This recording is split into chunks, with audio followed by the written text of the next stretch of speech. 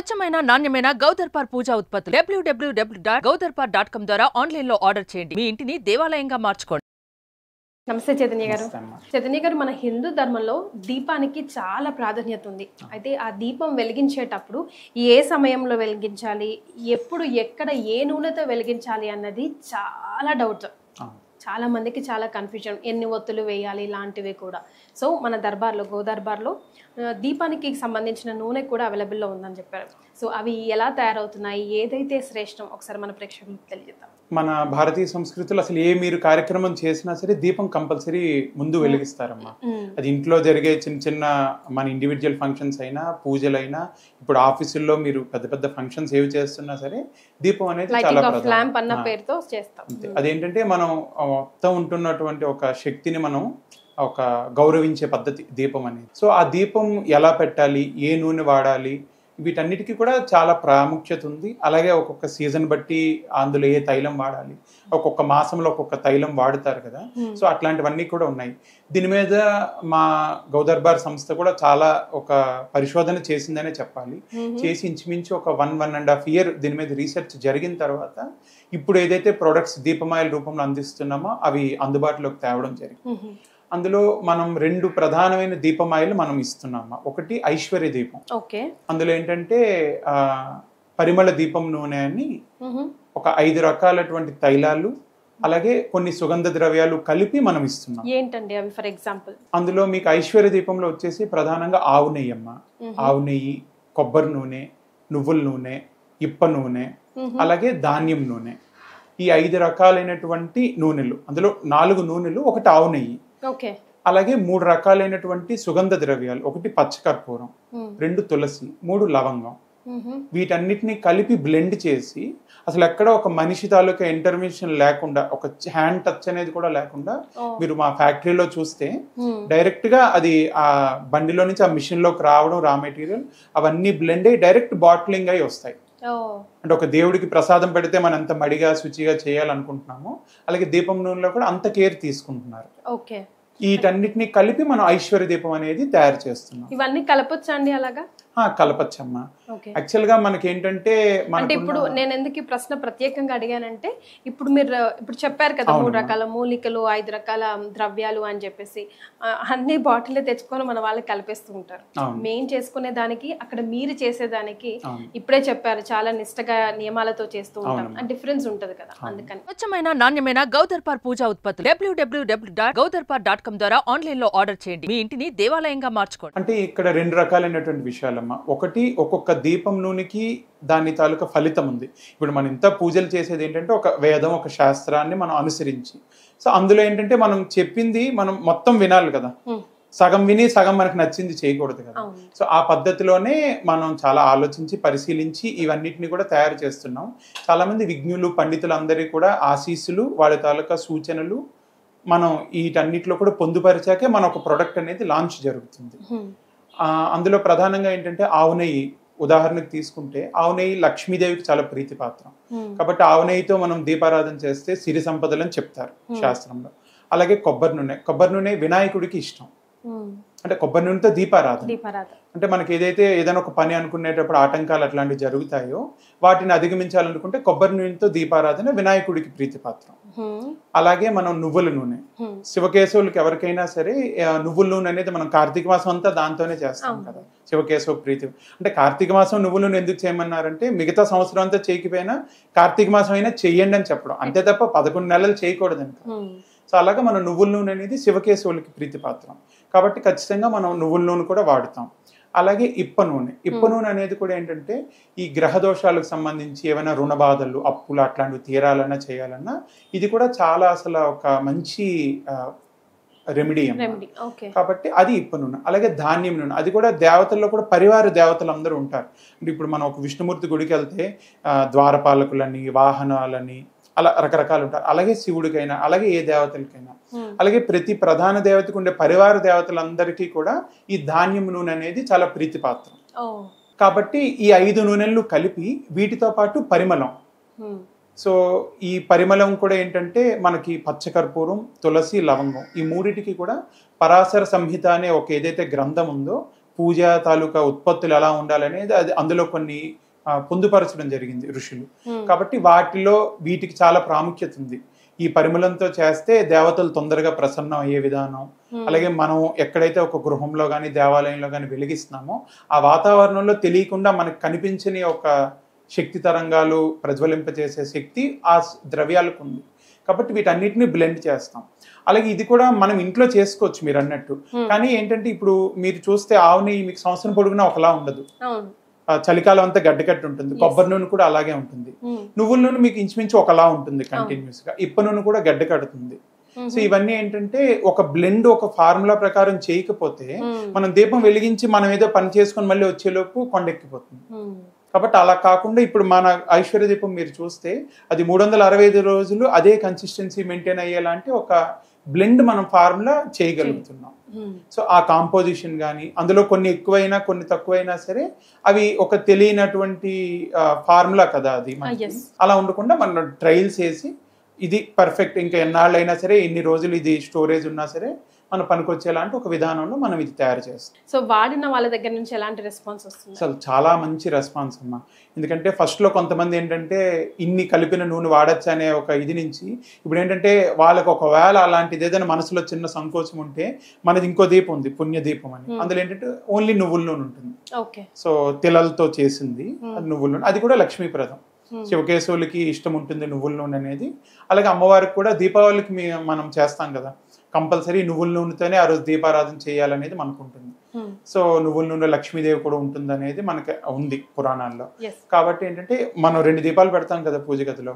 ఒకటేమో ఐశ్వర్య దీపంతో పెడతారు, ఇంకొకటేమో నువ్వుల నూనెతో. అలా పెట్టుకోవచ్చు, అలా కూడా పెట్టుకోవచ్చు.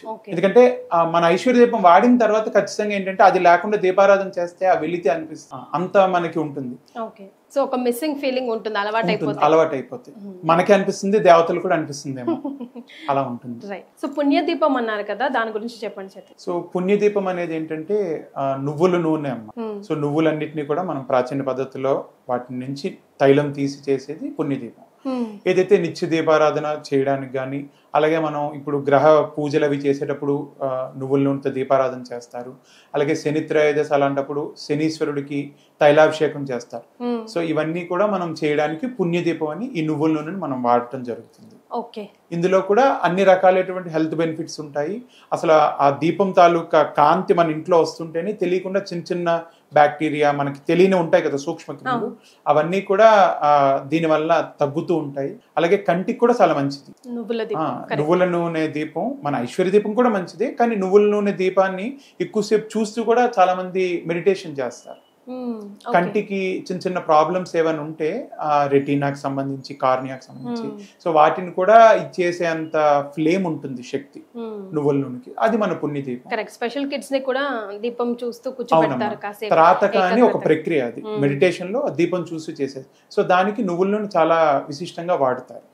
అలాగే చైతన్య గారు, లైక్ అంటే వంటికి కానీ తినే ఫుడ్ కానీ ఉపయోగించకూడదు కదా, ప్యూర్ పూజకి సంబంధించే కదా ఐశ్వర్య దీపం కానీ నువ్వుల దీపం. ఆ క్లారిఫికేషన్ కూడా ఒకసారి. తప్పకుండా. మనం ఏదైనా ఒక ప్రొడక్ట్ లాంచ్ చేసేటప్పుడు ఈ రోజు మనం ఒక సివిలైజ్డ్ సొసైటీలో ఉన్నాం. ప్రతిదానికి ఒక పారామీటర్, ఒక లైసెన్స్ అన్నీ ఉంటాయి. బయట విపరీతంగా రోడ్డు మీద కూడా లేబుల్ చేసేసిన ప్రొడక్ట్స్ ఉంటే ఉండొచ్చు, కానీ మనం ఒక స్ట్రక్చర్ పెట్టుకొని మనం దానికోసం మంచి ఆలోచనతో వచ్చినప్పుడు మేము కూడా కొన్ని నామ్స్ ఖచ్చితంగా పాటిస్తున్నామమ్మా. మన ఐశ్వర్య దీపం కానీ మన పుణ్యదీపం కానీ 100% అవి అన్ని రకాల పర్పస్లకి సమకూరేవే.